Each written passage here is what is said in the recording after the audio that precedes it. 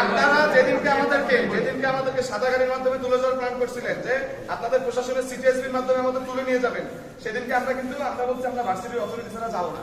কারণ এই পুলিশ বাহিনী 16 বছর ধরে জনগণের কাছ থেকে গ্রহণযোগ্য ধারাইছে, এটা আপনি শিওর?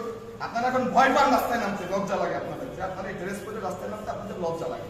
তার চেয়ে বড় কথা হচ্ছে আপনারা ওই দিনকে এস এম কামাল কিছু আতিপাতি নেতা এদের সামনে আমাদের সাথে খারাপ ব্যবহার করছে, আপনারা প্রশাসনের কেউ কি প্রতিবাদ করছেন?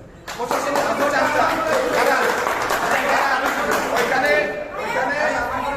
ওইখানে একজন সিনিয়র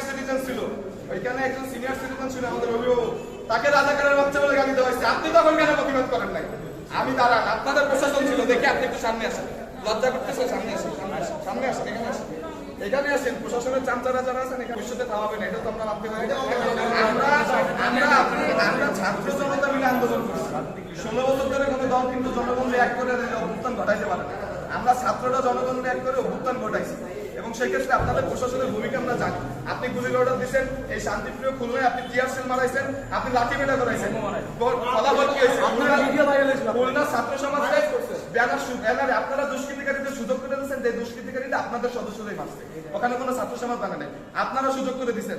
আপনারা এত বড় পড়াশোনা করেছেন, আপনারা বুঝেন না দেশের মানুষের জন্য কর্তব্য কি।